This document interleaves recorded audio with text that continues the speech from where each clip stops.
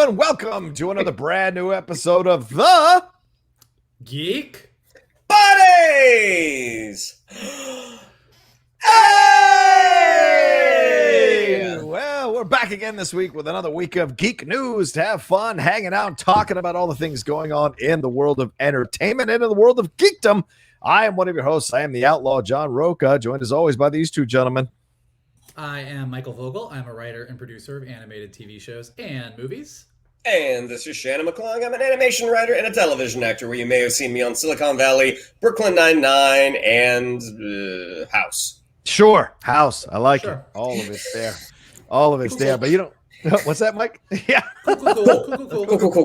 We're going to be getting into so much stuff today. Thank you all so much for hitting play on this YouTube video or hitting play on us on the podcast feed. If you're listening to us on that podcast feed, don't forget, for those of you who are YouTube watchers, please subscribe to our podcast feed. It's always good to have as many people as possible there, and you take us along with you no matter what you're doing with your day. You don't have to look at our pretty faces to listen to our points of views on these things. For those of you who are new, thanks so much for taking a chance on us. For those of you who are coming back, we appreciate you hanging out with us every week to talk about the world of geekdom. All right, as it works for the new ones, every single one of us presents a geek news item. As 3 geek news items, we talk about it amongst ourselves, take a break, and then we'll jump into our main topic. And our main topic today is the road to Loki. How we got here. We're on the precipice of episode 1 of the Loki series coming out next week. Before we drop a new episode, or the day that we do drop a new episode, it'll be coming out. So we thought we'd jump the gun a little bit, get ahead of it, and talk about Loki, and also talk about some of the comments that were delivered by the head writer of the Loki series and how it's all going to work. So where shall we start? Who's first? Trailers. I said it 3 times, but we're only talking about 2. Mm-hmm. Both of these trailers came out last week, but they came out right after we recorded, so we felt like we had to circle back and talk about them. The first one is from M. Night, Fool Me Twice, Shame on Me, Shyamalan. This one is called Old. So this is based off a graphic novel that the writers, it's a pretty interesting concept. It's essentially a beach that whoever goes there ages rapidly. Really impressive cast here. We've got Gael Garcia Bernal, Vicky Krieps, Thomasin McKenzie, Rufus Sewell, Ken Leung, Alex Wolff. I mean, it's a really, really impressive cast. But unfortunately, with anything associated with Shyamalan, there is that hesitancy. His first 3 movies I super enjoyed. His 4th movie, which was that Lady in the Water, or was that The Village? I don't remember which. Village is first, then Lady in the Water. Yeah. Okay, so it was The Village, which I was not a huge fan of. Lady in the Water, which was problematic, but it did have some really interesting parts. And then he kind of goes off the rails a little bit. I mean, The Happening, which, I will say for any trailer that Shyamalan releases, or for a Shyamalan movie that is released, the trailers are always like, oh, this is good. This looks really compelling. The Happening is the only one that I was like, yeah, I'm not so sure about this one. So like most other Shyamalan movies, this trailer looks very interesting, but just because of the history of Shyamalan, there is a little bit of hesitancy. Like Split ended up being a great movie. It was followed by Glass, which was not so great. So those are my thoughts on Old. But gentlemen, what do we think of the newest flick from M. Night Shyamalan? Mike? I mean, you pretty much summed it up, which is that's a cool looking trailer.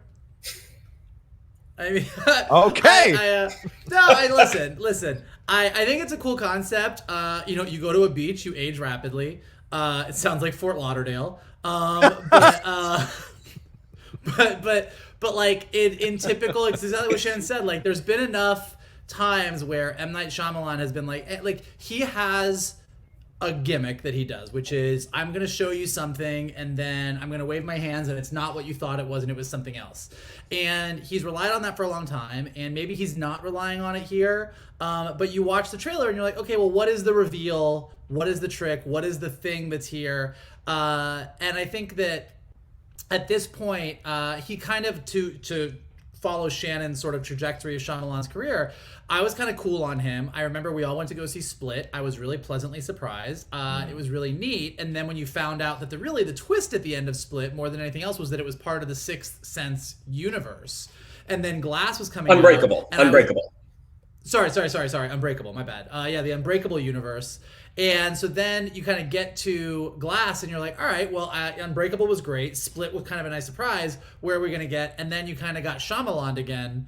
Mm-hmm. And so I kind of like watched this trailer, and I actually believe the first time that I saw the trailer, I didn't realize it was an M. Night Shyamalan movie. And I was like, oh, well, this is interesting.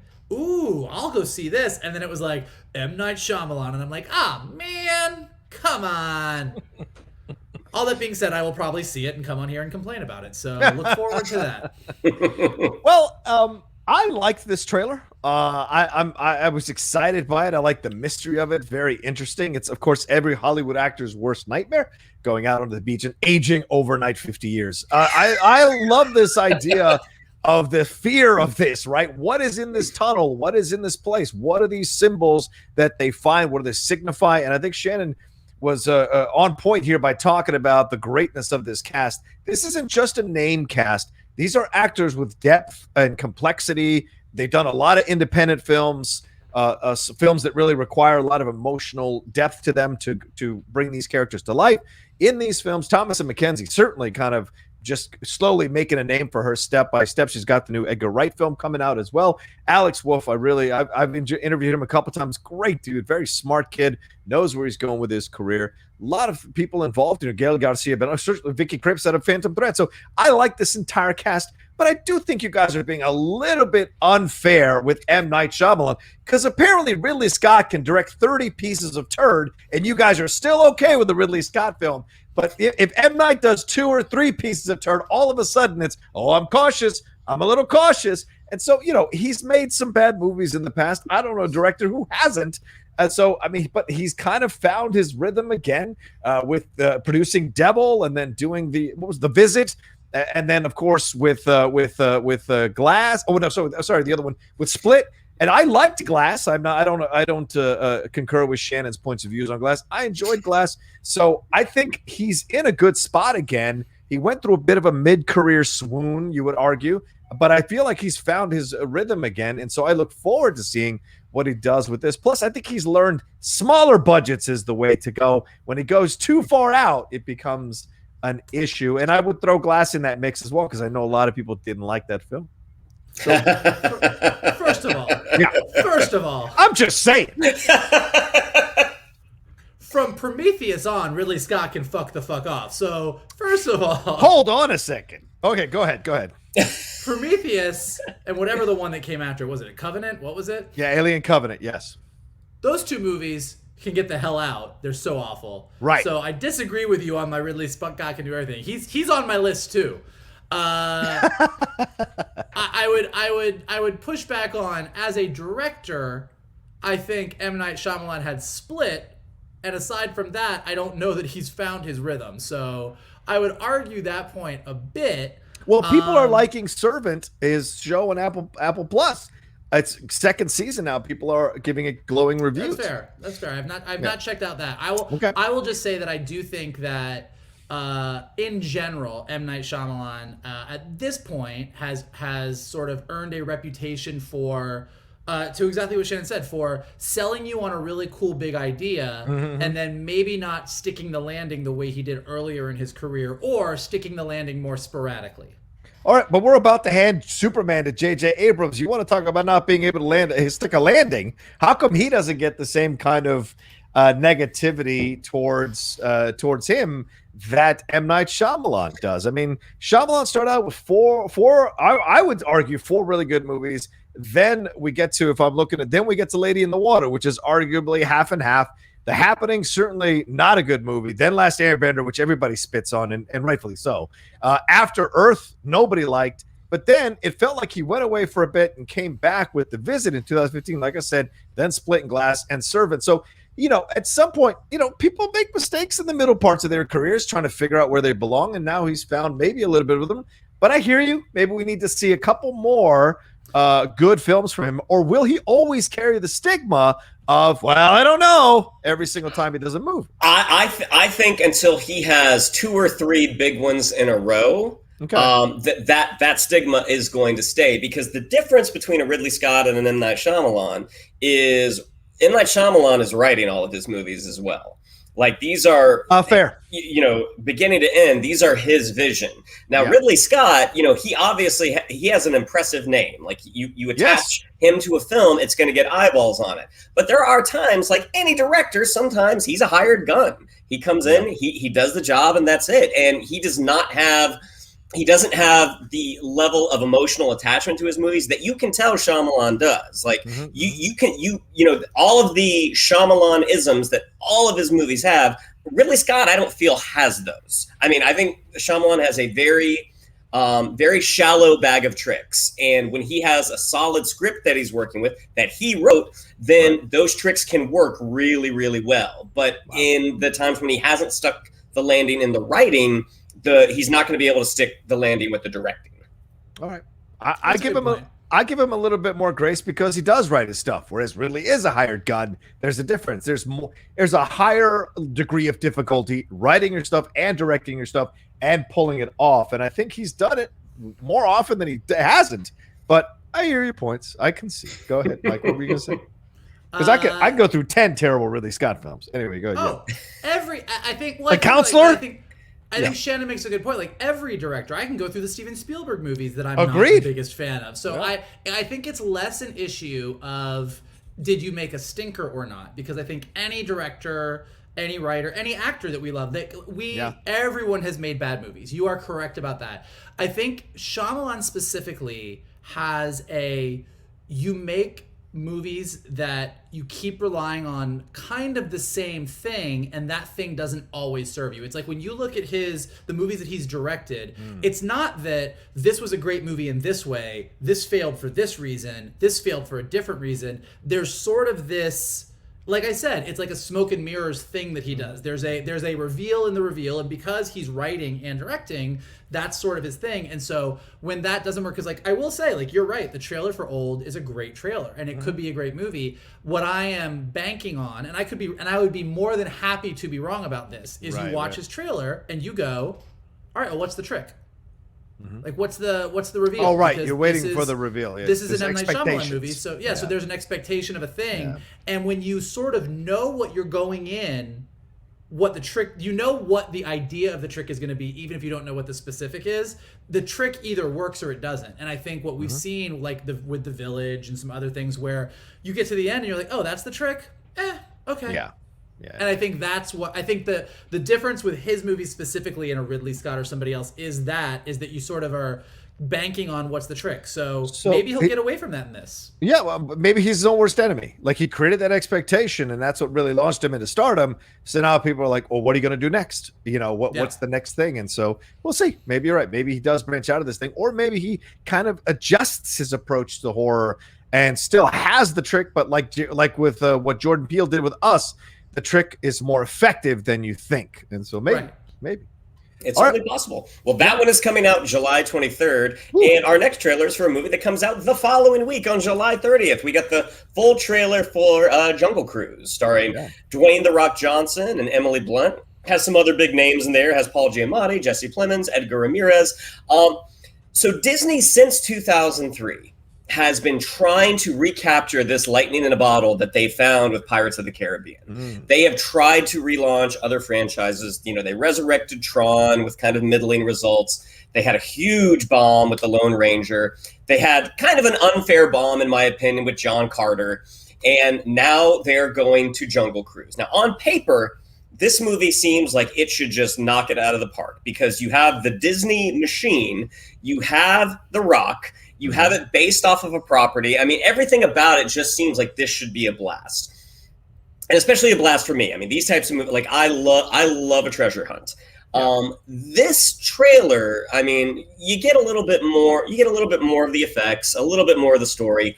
This trailer, I'm left wanting. I think Jesse Plemons looks really funny. I think he's playing like a German prince or a Prussian prince or something. But outside of that, it was like, ooh, this seems like filmmaking by the numbers and not necessarily in a good way. Now, the director, is it pronounced Hame? Is that how you pronounce it, John? Jomi Colette. Jomi Colette Sarah. Sarah. Yeah. Okay, so he is directing The Rock and Black Adam right now. So clearly they do enjoy working together. But the results of this trailer, I'm a little uncertain. I want this movie to be fantastic because I would love to see a franchise out of the Jungle Cruise movies. Like, I was at Disneyland yesterday, and the Jungle Cruise is not open right now. But this trailer leaves me a little concerned. It seems just kind of very, very by the numbers. But gentlemen, what do you think? I like the trailer, but I absolutely concede your points here that it looks a little like they're not going to spend that much money on this thing. Some of the special effects of CG don't really work as well as you were hoping. So this seems to be very much like The Rock going back to like Race to Witch Mountain time or the Game Plan time or these kind of like vehicles. This feels like a vehicle for The Rock where I felt like he's kind of moved past that phase of his career. So this feels like a little bit of a step back. That being said, though, I mean, it's working with Emily Blunt. I wouldn't turn that down if I was The Rock. She's a great actress. She makes everybody look good, and no matter what film she's in, whether it's a good film or not, I think she brings out the best in actors. So this looks like it's going to be their charm, their chemistry that's going to sell this thing. And you're right, Jesse Plemons looks hilarious in that one scene. Hello, it's very fun. It looks very funny in that respect. But it does have shades of Pirates of the I cannot resist thinking of Pirates of the Caribbean and the special effects they're using and these like pirate-looking creatures that are made up of snakes or insects or whatever. So there's a lot of that vibe to it, but the CG doesn't look that great. What does look great is the charm between those two and the chemistry between Emily Blunt and Dwayne "The Rock" Johnson. And this director, he did The Shallows, which I really enjoyed, the Blake Lively film. He also did Run All Night, nonstop. For Liam Neeson, which I liked, and then Orphan, which a lot of people enjoyed on the horror side of things. So he's an up and coming director, getting some reputation, and if he picked him to direct Black Adam, he must have had a great experience with him on this film. But doesn't mean it's going to be a good film. I don't know. I can see it going either way for sure, but I enjoyed the trailer. Mike?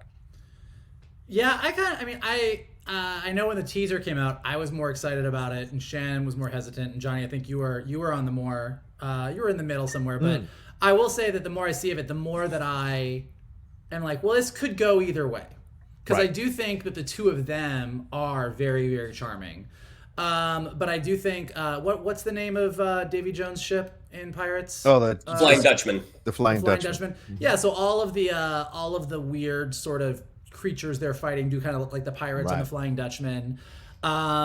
It doesn't look like it's doing anything super different. It looks like it's harkening back to that movie of yesteryear, that kind of adventure on the Nile kind of story, but with like a fun, family-friendly Disney twist to it. And so if that's all it is, and it's kind of just like harmlessly entertaining, okay, but that's not really going to build a franchise for Disney. I mean, I think that, look, for all of the facts that he's kind of problematic, Pirates of the Caribbean is Pirates of the Caribbean because Johnny Depp came in and with Jack Sparrow, like, just threw a curveball in there. And as is well documented, a curveball that was so big that while they were on the set, the Disney executive on set was calling the studio and being like, we can't let him do this. Yeah. I don't know. He's playing like a drunk crossdresser. I don't know what's happening.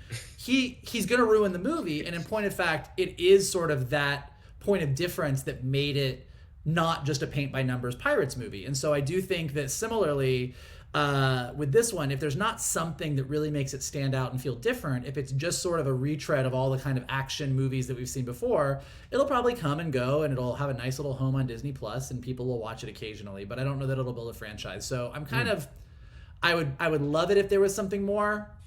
I'm kind of doubting that there is, but we'll see. Yeah.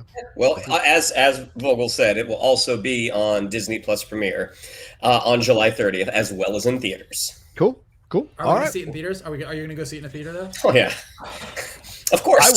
I will. Sure. I mean, all right, where are we off to next? All right. Well, we are off to talk about Bond, James Bond. Yep. Thank you.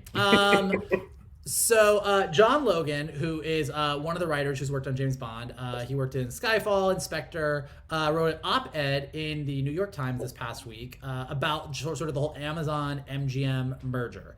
And it was sort of his plea to leave Bond alone, and him expressing his concerns about what the future of the Bond franchise is now that Amazon is a part of it. Kind of some of the things that he said in the piece. He said, having worked as a writer on Skyfall and Spectre, I know that Bond isn't just another franchise. It's not a Marvel or a DC. It's a family business that has been carefully nurtured and shepherded through the changing times by the Broccoli Wilson family, who has sort of a 50% stake in any Bond stuff and have contractual assurances that they kind of have ultimate artistic control of where Bond goes. He goes on to say, what happens if a corporation like Amazon demands a voice in the process? What happens to the quality control? What happens if a focus group reports that they don't like Bond drinking martinis or killing so many people, or the English accent is alienating? And so he's kind of just saying that his concerns that the Bond franchise is going to get watered down, is not going to be what it was because this giant corporation is coming in and kind of steering the ship. And that in his estimation, the reason that Bond has endured for so long is because this family has had the amount of control that they've had. Now, I have a few opinions on that. But before I say anything, what do you guys think about this? I know, I would actually probably say I'm the lead. I think you guys both like Bond more than I do. Mm-hmm. So maybe my opinions aren't as valid. So as more of the Bond fans of the group, what do you guys think of what Logan has to say?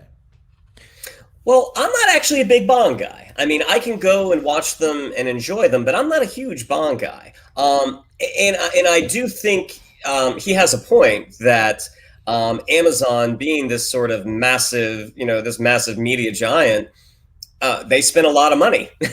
And that money has earned them a voice in the room. Whether or not they will be the voice in the room, who knows? I mean, but I think it's a perfectly valid concern that it's hey, this doesn't appeal to this isn't a 4-quadrant picture. We need to appeal to more people. So Bond shouldn't be drinking. Bond shouldn't be seducing these women. All these things that kind of, people associate with Bond, they could have an issue with. Now, because the movies have been doing so well recently, I think they'll probably leave well enough alone. But the first time it doesn't do well, that's when I think they will swing in with their opinions. And because, think about the last Pierce Brosnan movie. I think it was Die Another Day. It did well enough. Critics didn't like it, but critics aren't usually big on Bond movies. But they felt the need that they needed a creative reboot, and they looked at how well the Bourne Identity did, and they're like, "Ooh, let's Bourne Bond up a little bit." And I think initially people were kind of by that, but then the GoldenEye came out, and Daniel Craig was awesome, and it was fantastic. So it'll be interesting to see, especially once he's done, which all signs point to this is his last one. That what will that reboot be? Well, what will that reboot be? What will the new Bond look like? And will he deliver Amazon packages? Yeah, that's very. Here's your package. Here's what I think about this whole thing. Look, I know that I get a lot of crap on different shows for being the old man in the room and joking around about it, but I have a young sensibility when it comes to this kind of stuff. The consistent thing in life is change, progress, always. You cannot stop progress. It is constantly, as a line in a film, the constant drumbeat of progress. It cannot be stopped. This is the next step in the process. They sold their rights. So as a writer who wrote Spectre, by the way, or co-wrote Spectre, by the way, you really don't have a lot of leg to stand on here, because a lot of people didn't like that version of Bond. I liked it, but a lot of people didn't. And it's not like the Bond films have been like Pixar and shit. There's a lot of not really good Bond films that don't hold up, and you go back, there's a lot of sexism in those films when you go back and watch them. But the actors who've played Bond have been overwhelmingly cool, with Sean Connery, Roger Moore, George Lazenby, Daniel Craig, even Timothy Dalton. Probably the coolest he's ever been was in Bond movies. Pierce Brosnan, of course, Daniel Craig. The brutal transition into Daniel Craig has been great. But Amazon Prime has done some really excellent original films that are not afraid to tackle social issues, to do action movies, not afraid to do. I'm in the middle of a watch of the fourth. We just finished the fourth season of Bosch. We've been watching that for a week and a half, all 4 seasons, and then jumping into 5 and 6. And that's a pretty brutal, straight up cuss heavy show. So this idea that somehow they're going to change Bond into some family friendly Disney, I think it's way off the mark completely. I think Amazon Prime, the people might be involved in deciding the next Bond.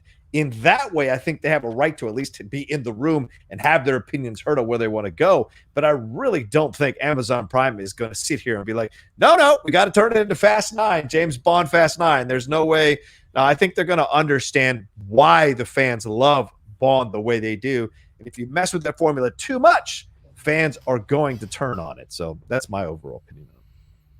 Yeah, I tend to agree with both of you guys. I think that, I don't think that studios and executives necessarily always make the right choices, and I don't think they always know what they're talking about. But I don't think just because you're a family that owns a property, you necessarily are a great storyteller either. Great point. And I think that, in my estimation, Bond works because James Bond is James Bond and he's inherently cool. And I think he's cool enough to have weathered some really bad choices throughout the years in some of the stories that they've told. So I think when you look at the actual storytelling of Bond and the choices they've made, they've had some wins, like the Daniel Craig transition, to your point.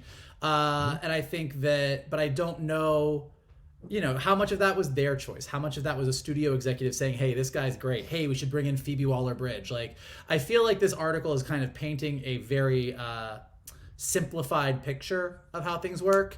And to Johnny's point, when we're looking at the streaming services, when we're looking at what Netflix is producing, when we're looking at what Amazon is producing, when we're looking at what's happening on Disney Plus or any of these places, it's like, as we've said over the past several weeks or over the past year, as we've been watching things come out, like, the quality of entertainment that we're getting is pretty solid. Yeah. I don't know if it is, in the case of Netflix, it's that they're just spending so much money on so much content that we're not really paying attention to the 60% of it that's garbage, but we're really excited about the 40% that's working. But either way, we're getting a wider variety of shows with different things going on. And as far as Bond goes, another thing he says in the article is he goes, having this family behind Bond is why we don't have a mammoth Bond cinematic universe with endless anemic variations of 007 sprouting up on TV or streaming or in spin-off movies. Now I read that and I think about what we talk about here on Geek Buddies every week. Yeah. And how excited we get about cinematic universes with endless variations of their versions sprouting up on TV and streaming and spin-off movies. And I kind of go, would that be the worst thing for Bond? Like, would it be the worst thing that the Bond movies all connected in a broader sense and that we got further adventures and like built out other characters and did things like, granted, we're biased. That is the era of the movie that we're living in. But so to come along and say, oh God, wouldn't it be horrible if they did that? I'm like, I feel like we're not on the same page, man. I think you're right. And this is what I meant when I was making my point earlier. That's old man speak. When he's talking is old man speak. I don't want to see my Bond do 5 different Bonds. A Bond prequel TV series on Amazon Prime with the brutality that they've already shown in shows like Bosch or the most recent Without Remorse, the Michael B. Jordan one. They don't shy away from some pretty stark portrayals of these. Plus, if you look at Small Axe, you look at One Night Miami, once again, they don't walk away from issues. They put it out there. Even what's the one that Riz Ahmed did, Sound of Metal? Like, that's an interesting explanation on going deaf as a rock drummer. Like this, they are all over the place in how they explore these things. So I would be more excited that a studio like this is going to have some say about the direction of a character. And a prequel Bond series where he's learning how to become James Bond, where he's being trained to be James Bond with a mentor of some, that could be very interesting. And 00, it could be the 00 series where you have different people being 006 or 008 or 009, something like that. There's possibilities with that as well. There's nothing wrong with that. So it's just this fear of like, no, it's mine. We live on this island. It's a provincial island. Don't come near it. I think is a little ridiculous because you have to take chances with properties and franchise, especially one that's 5 decades old. And I mean, to your point, ultimately, and we've seen this happen. Like ultimately, you know who gets to decide what happens with Bond?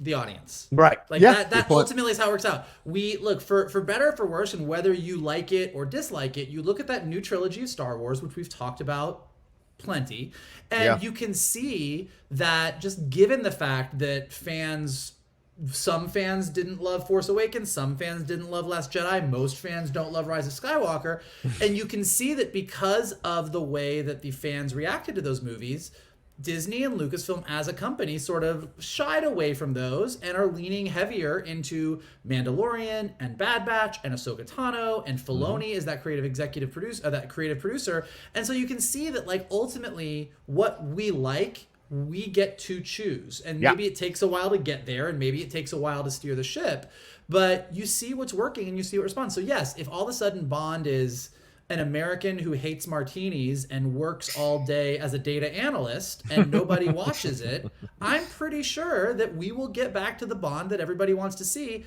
because some great creative who has a new take on Bond that is the right take will come in and do it. Yeah. Shannon? Here's hoping for the preschool series, Little Jimmy Bond, about the coolest toddler in daycare. Hey, look, some people defend Young Indiana Jones Chronicles. Some people defend that show. I liked that show when I was a kid. I thought it was cute. Yeah. Little Jimmy Bond. Milk shaken, not stirred. All right. All right. Well, speaking of new blood coming into an old franchise, I'm tackling this story that's coming out here that Jonathan Majors is in early talks at this point to co-star in the third Creed film. This is coming to us from Variety. So, you know that Sylvester Stallone has pushed that ship out to sea. He has walked away from it. It is going to be Michael B. Jordan's franchise going forward. Certainly that end scene in Creed 2 where they fist bump and Rocky doesn't even come into the ring was symbolic of the passing of the torch here. And Michael B. Jordan will be writing and directing this, or he'll be directing, this film. It's from a script from Keenan Coogler, who did Space Jam: A New Legacy. Doesn't make me that excited. And Zach Bralan, who did King Richard, which is getting some early buzz for sure, that film about the Serena Williams and Venus Williams' dad. So that is an interesting combination of people involved in this. But you bring in Jonathan Majors, who I enjoyed in Last Black Man in San Francisco, which is a fantastic film. I think it's on Amazon Prime if you haven't watched it yet. And, of course, he just did Lovecraft Country, and he's about to be Kang the Conqueror. And he was in Da 5 Bloods as well. He's an interesting, unique, unusual actor that really marches to his own beat, his own drum. When you're watching his work, it's fascinating because you never know where he's going to go. So I'm completely shocked that he is going to step into this role as the main antagonist to Adonis Creed here, because he doesn't strike me as a guy that would step into something like this. So this is fascinating. And, you know, the first film is basically kind of Rocky all over again. The second film is Rocky 4 all over again, including Drago's coming back. This feels like Mr. T all over again, Rocky 3, where you're bringing in this unknown guy. You don't know how he's going to be, and I wonder how this is going to play. Gentlemen, what do you think of this idea of Jonathan Majors stepping into Creed 3 as the possible antagonist for Adonis Creed? I mean, I think it's interesting. I mean, within the Creed series, and granted, we're only 2 movies in, his antagonists thus far, in terms of actors, have not been titans of the craft, you might say. Right. Sure.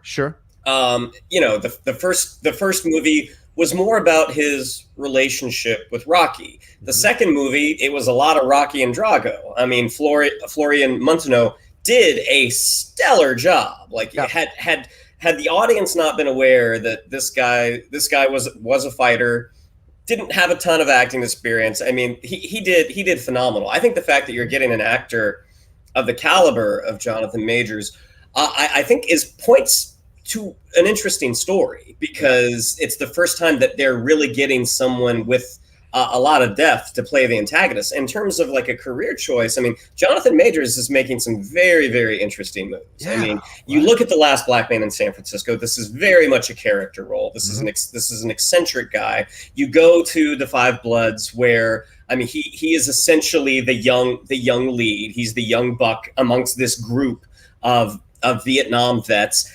Then he's going, I mean, and the same thing with Lovecraft Country. I mean, he's the leading man. Then he's going to be the antagonist in a Marvel movie, probably in a series of Marvel movies with Kang the Conqueror. And now he's going to a very physical role in Creed 3. I mean, if you saw him in Lovecraft Country, that guy is yoked. I mean, I can only imagine the shape he will get in to play a professional fighter. But the fact that you have a legit actor stepping into the antagonist role, I think points to a very interesting story. Yeah, Mike, what's your exposure to the Creed franchise? Have you watched any of these films, and what do you think about this decision?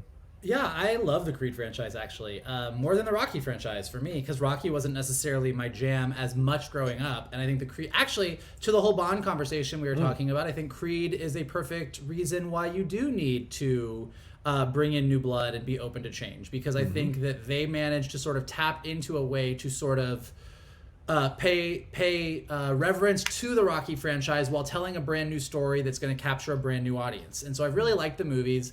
I'm intrigued by Creed 3 because the outline of the movie was from Ryan Coogler. He'd sort of outlined sort of where he saw these 3 movies going, and then being written by a different team. So I'm into it, and I think Majors is amazing. I will say that, like, the thought of him and Michael B. Jordan being in one movie together, I don't... Right? This is very interesting. They're very attractive men. Oh, I see. All right. Yes, that's an approach. I'm getting very hot just thinking about it. It's a little steamy for me. I don't know that watching them box each other and fight in a ring. Oh boy, what are you doing right now? Stop it. wiping sweat off each other's faces. All right, it's a whole new movie now you're making. But yes, I think it's great. I think he's great. I do agree I think he's an amazing actor. I do think he's really great. I thought Lovecraft Country was great. I'm excited to see what he brings. And I think that both he and Michael B. Jordan have a similar intensity in that they bring to their performances. So watching those two act opposite each other and fight opposite each other, in addition to giving me the hot flashes, is probably going to be really, really amazing. Well, I will say that's an interesting perspective to take, and I totally appreciate it, and I respect that completely. I really do. And Shannon, you make an excellent point about the fact that, and this occurred to me as you were talking, like Tony Bellew, who played the antagonist in the first film, he's an actual boxer. He's not an actor, and that's kind of what they did with I think it's Andrew Toney in Rocky Balboa, boxer, not an actor. And with Florian Mentono, he's more of an up and coming guy, but more like kind of, he's not leading any films anytime soon. But with the first Rocky series, you had Carl Weathers, who had already kind of made his name a little bit as an actor, and of course gone on off of the Rocky films to do Action Jackson, other things, Predator, what have you. So certainly an actor first, boxer second. So this is the first time where they're really grabbing an actor that's established to step in and play this boxer. Also, the idea here is that the antagonists are never really the villain in the Creed series. That's the unique difference. They are guys that they're being paired up against. Adonis' villain is himself. It's always himself, doubting himself, confronting himself. Rocky has that scene in the first movie. He's like, no one's going to make it harder for you than the guy in the mirror right now looking at yourself. And so that has been the difference between the Rocky and the Creed franchise. So I wonder how this challenge will be further of a situation for Creed to explore within himself how to overcome this challenge. And that speaks to how we perceive the world now as we've changed as a society since the original Rocky film series came out. So I like that. It's a great idea. All right, let's take a quick break. We're going to jump into our main topic, talking all things Loki as we prepare for the series dropping next week. We'll be right back right after this. Boo-doo, boo-doo. Boop boop boo boo boo boo boo boop boop boo boop boop boop boop boop boop boop boop on the road with Loki. Oh my god. Okay, so I thought he'd do Rocky, but no, he's gonna do on the road. Why would I do Rocky? We just finished a Rocky story. The main topic is Loki, and you're gonna write in the description the road to Loki. That's like, true. Why not do on the road again? You're not wrong about that. I would just like to say my favorite part about this is how angry Shannon just got. That was the best part. Personally offended that Johnny did not agree with his choice. I apologize profusely. I had no idea it was going to elicit such a strong reaction, but I respect the reaction. for sure. Guys, I'm really passionate about my music. Yes, clearly. And I certainly did not factor that into the equation when we started walking down this path with you. That's for damn sure. I'm just surprised. I'm surprised that you call it music, but moving on. Oh, Oh my God, the passion's about to come back. oh no. The angry composer, he's tapping his wand. Well, let's get into our main topic here before he does lose it. Obviously Loki is right on the precipice of coming out next week, comes out next Wednesday, and it'll be coming out every Wednesday, the series, as it goes along. And that's something the three of us have already spoken about, how excited we are about it. And we're going to talk about the road to Loki, how we got here. But first, let's start talking about these recent comments from Loki head writer Michael Waldron. He was talking to Total Film, and he was asked about the major ramifications across the MCU of Loki, what the ramifications might be. And he said, quote, "That would just be crazy conjecture. All these stories in their own way are interconnected and have ramifications. I think that's certainly our aim with Loki. The Loki series was for it to have wide-reaching ramifications across the MCU moving forward. So, was I having to clean up some of the messes that I made with Loki? Maybe so. So this is interesting when you look at this." And he says, "My pitch for the show was kind of a big, crazy, fun time adventure. The Time Variance Authority is just an entirely new world with a new cast of characters, and that's what felt most exciting about the show, building a new corner of the MCU." So, Mike, what is I'm sure you've been in a number of meetings with people who are pitching overall things. You've pitched overall storylines here and how it may kind of alter a universe or a well-held universe, a well-established universe. So when you hear these comments, what does this get you excited even more so, or does this make you a little trepidatious about what we might be getting in Loki? I think it makes me excited. I think, kind of like as we were talking about the Jungle Book trailer before, and you go, okay, well, that might be good, but it's giving me everything I've seen before. And I think Jungle Cruise, yeah. Jungle Cruise, yeah, I apologize. Yeah. Jungle Cruise. And I think that with this, you look at just the entire concept of Loki, and you're like, well, I haven't seen anything like that before. And the idea that they're probably stepping in it with time travel and multiple dimensions, which I don't know how you avoid it. It's always going to cause massive issues for you. The fact that they're stepping into it, I think, is great. I think I think that as fans of Marvel, we probably have spent more time arguing about whether Steve Rogers is in his own reality with Peggy, in our reality for Peggy. Well, how does time travel really work? Well, Tilda Swinton said that if you remove an Infinity Stone, this happens. And the whole concept of Loki is, well, yeah, there's people that deal with that. Mm-hmm. And Loki fucked things up and they need him to fix it. And so so I think that inherently that is probably going to have ramifications and mess with things, and especially because we know that Doctor Strange 2 is coming right around the corner, and it's got a big old multiverse in the title. And I think that those two things might pop. I'm not saying one leads directly into the other, but as we're opening up to multiple universes and timelines and realities and everything else, there's going to be a bit of a mess, but it's going to be a fun mess. So I'm excited. Jen?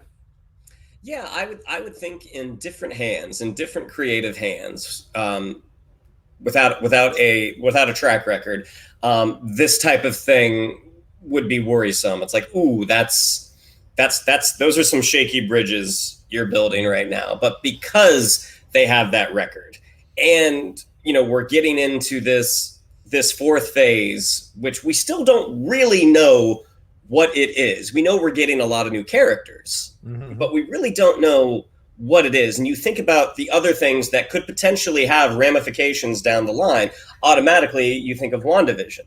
Yeah. That could be setting the stage for a mistrust of superpowered people, and that could lead right into mutants. How, that's something the public, or the fictional public, doesn't trust. As far as Loki, the assumption, I think Kevin Feige even said, it's connected to Doctor Strange, and the fact that Michael Waldron wrote on both of them is a pretty strong indicator. Right. Also, we do have another time traveling character coming in a couple of years with Kang the Conqueror. Mm-hmm. So does Loki, whatever Loki's story, does that affect Ant-Man 3? Certainly, possibly. It's the only time in media where the more I think Marvel gives us, because of that track record, people are just going to get more excited versus cautious. Again, it only takes one big misfire for the public to kind of and Marvel certainly hasn't batted 1,000, Right. but even their misfires are generally okay. Like, they haven't done a true stinker yet, and I don't think Loki is setting the stage for that to happen. Yeah, I like these comments, and look, you gentlemen are writers. I'm not a writer, but I play one on TV. No, I'm joking. But like, you look at this. Am I frozen? Oh well, we'll just keep going. But you look at this situation. You were frozen on a real doozy of an expression, though. For anyone listening to this on the podcast, you missed out on a real humdinger of a frozen face. Well, maybe that'll work. Maybe that'll work. But no, I mean, you look at the situation here, and you wonder to yourself. There we go. Now you can see me. All right, good. And I might have to switch to my other camera, so I'm just setting that up now in case there's an issue. I keep waiting for the day where you accidentally do like the SNL sketch where you turn yourself into a cupcake. Yeah. Oh no, no. But I like the idea of a writer saying, I had to write myself out of some messes. I mean, you guys are writers, and you guys know one of the best things you can do is write yourself into a corner. Now write yourself out. You know, it really tests your ability as a writer, tests your ability to understand the property of the franchise and the characters involved in it, what you can do. So certainly he ain't going to create a mess that Feige is going to be like, it's more a matter of like, a mess like, oh, this is fun. This is interesting. Yeah. And I think he's got the caveat of the time variance authority. We don't know too much about the time variance authority. I think most of these characters are going to be created from scratch. So it helps to create these characters that will appear in certain moments to push your story along, to create certain moments or events that are going to help to flesh out the story that you want to tell in phase 4 overall. I almost look at Loki, the series, as kind of being this thing that's going to drop all the seeds that we're going to see pay off as the phase goes along. And it's really smart how they're doing this, more so than Falcon and Winter Soldier, more so than WandaVision. Loki feels like he's Johnny Appleseed over here throwing everything down on the ground. By the end of the series, I bet we will have so many possibilities to be looking forward to as we walk into phase 4. So I think all of it makes me very, very excited for sure. And I like what he's saying overall. And you both make excellent points. I think we're in the right hands for this to happen for sure. But Mikey, let's jump into, and Shannon, let's jump into this idea of the road to Loki. Like, how did we get here? Where are we at? Mike, do you want to start us off? Let's get going. Well, Loki was born a small child. On a frost planet. Father was a frost giant. No, like Loki has been great, and like for the most part in the Marvel Cinematic Universe, they've stuck pretty close to the script. I mean, Loki, obviously, for anyone who is a big fan of Norse mythology, has been around for a long time. Has always been Thor's brother. Has always been a god of mischief. And everywhere from Norse mythology to Neil Gaiman's Sandman, Loki has been around causing problems. And in the Marvel Universe has been no different. And so with Thor 1, Thor 2, Dark World, Loki was around causing all kinds of problems and really made his big debut in Avengers. What's interesting about Tom Hiddleston and Loki is he was kind of lumped into early on the Marvel problem, which is we really liked the heroes, but we all thought the villains were kind of meh. And I think people included Loki in that in Thor 1. But man, Marvel just stuck to it with him. And so, he kind of became the big bad in Avengers. And then kind of continued to grow and evolve into Thor Ragnarok, where we got to see, a little bit of a different side to Loki. Kind of saw him and Thor team up a little bit more. And by the time we got to the end of Ragnarok, we were like, oh, we kind of like Loki. He's kind of a cool guy. And then we got to the beginning of Infinity War, and he died. So there was that. And as we've talked about on the show, what they've done really interestingly with Loki is with Endgame, with all the time travel shenanigans, we sort of jumped back in Loki's character development arc back to Avengers, the original Avengers movie, where he was still very much the villain. This was not the guy who had evolved and had some nice heart-to-heart brother moments with Thor. This was still the Loki that was straight out a bad guy. And so when he steals that cosmic cube and disappears, and we catch up with him, presumably in the first episode of Loki next Wednesday, this guy is not necessarily the original timeline Loki. Like, he is referred to in the series as a variant. And a variant means that because of time travel shenanigans, there is a second Loki running around that on his timeline, if you follow the tracks that we just did, ultimately gets choked to death and gets his neck snapped by Thanos. And now we have this variant who's kind of been pulled out, brought into the Time Variance Authority. And I mean, I think that's really what we need to know. I mean, beyond that, I do think Tilda Swinton's speech in Avengers Endgame is probably going to be pretty important.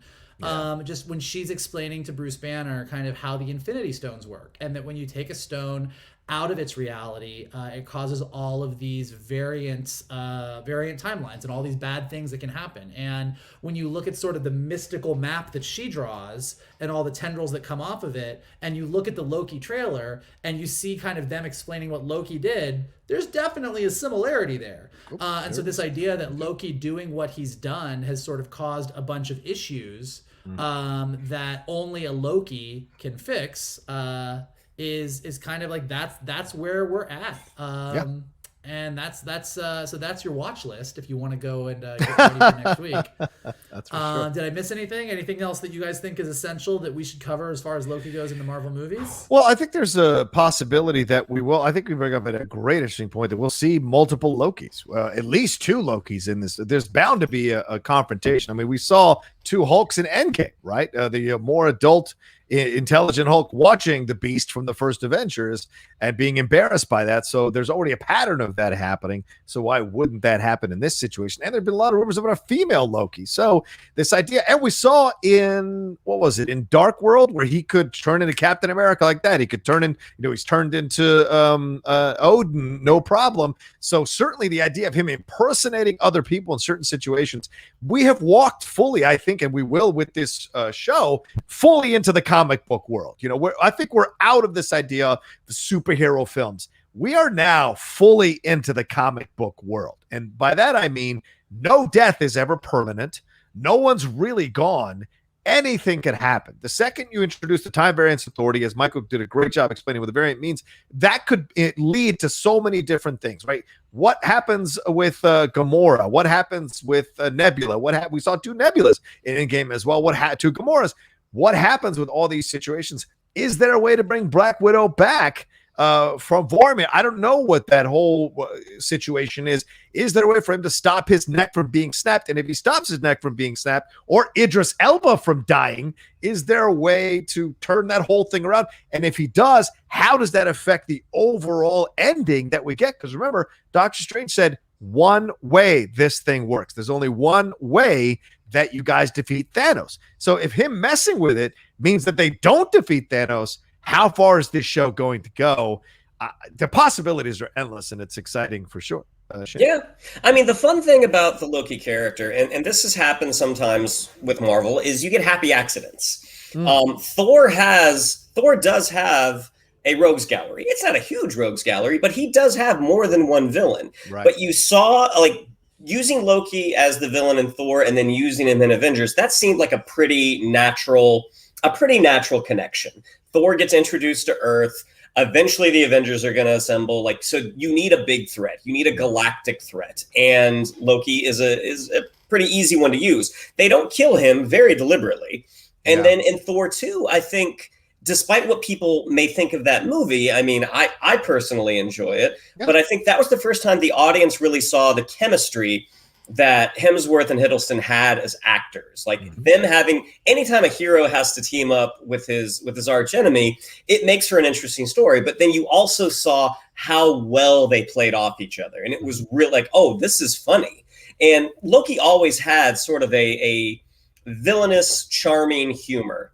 Then you get to Thor 3 with Taika, and it's let's just blow the doors off the thing.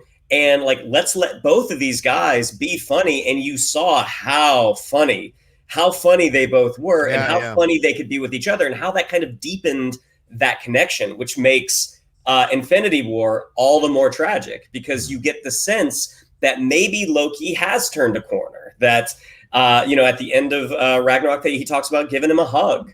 And so that makes that death so sad, despite the fact that this guy has been responsible for a lot of death. But that's what's going to make the show so interesting is you got to see this one potential future, and now it's like, okay, let's set him back a few steps and let's see what he does from here. I mean, I think the Loki show, the Loki series, is going to be really, really fun. And I think when you have someone as funny as Owen Wilson, who is also a good actor, and people forget that a lot because it's easy to look at Wedding Crashers and, oh man, that's crazy. He's actually a really, really good actor, and you get to see these two guys work off each other. I think the Loki series is going to be very enjoyable. That was a good imitation. Oh, thanks. Wow. Yeah, go ahead. Oh, wow. Wow, that was pretty good. I feel like Lightning McQueen is sitting right next to me. But will there be meta moments, Mike? Will we see Vince Vaughn pop up? Will Loki become Vince Vaughn just to mess with him? Like, would we see kind of meta moments? Will we see a Lightning McQueen car drive by? It's Disney. It's under the umbrella. Is there a way that there are these little meta moments that work within the brand where certain people... Luke Wilson, could he do Luke Wilson standing next to his brother for some reason, or a Wes Anderson vignette? Anything is possible. I feel like. I mean, the TVA looks like Wes Anderson. That's already. what I'm saying. There's a possibility here. Mike, what do you think?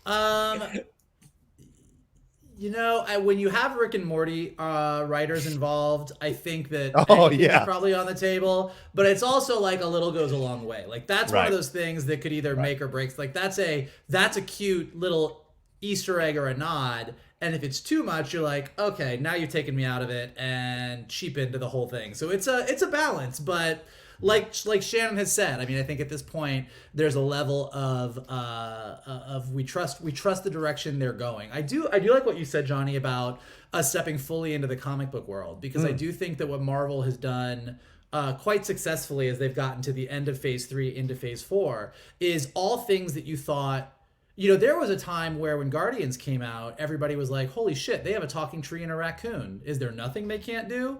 And that was before we got into just the epic hugeness of Infinity War and Endgame and time travel and realities and multiple versions of people coming in and out of a thing. And they've really kind of gotten us to a point where you can have a show like Loki and have your average pop culture consumer take in something that is dealing with these multiverse, alternate reality, variant kind of ideas. And even the ideas of like a Lady Loki or Kid Loki, which is another character that some people are hoping might come into it. That throughout the years of comics, there's been so many versions.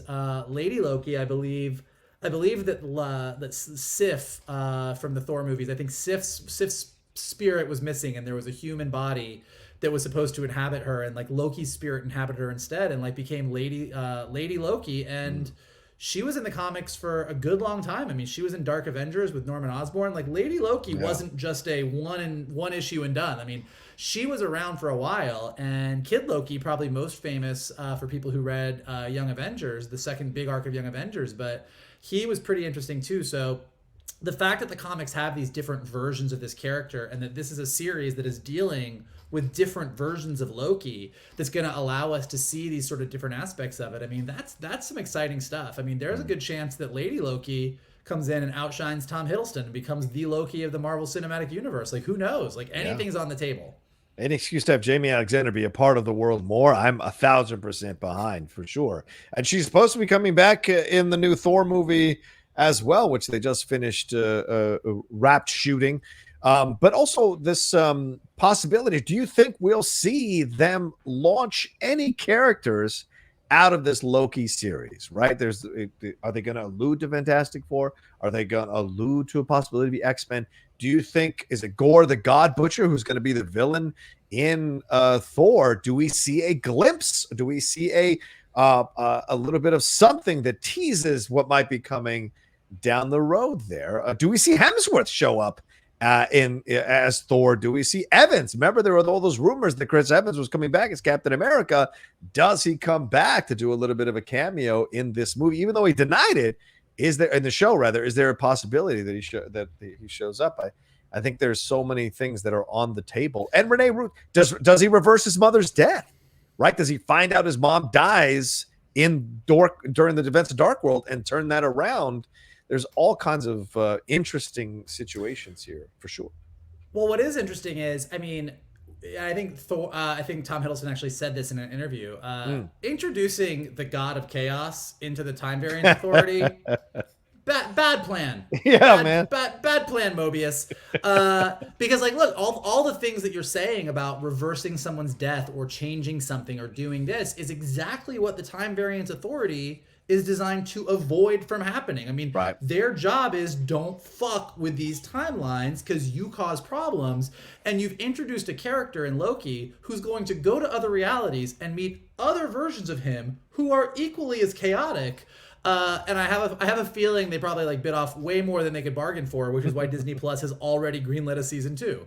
I think that Loki plus timeline equals everything you just said and more is on the table. I think more so than other shows where had WandaVision had Steve Rogers show up or Falcon and Winter Soldier like had done something like there's as much as a show about a witch and a robot living in a hyper sitcom reality is like we're going to call grounded. It is more grounded than what Loki is. I mean, Loki is so out there in what it's doing that him hopping to a reality where you see all the Avengers, if they can afford to get them in there for an episode, wouldn't be out of the realm of what makes sense for that show. Yeah.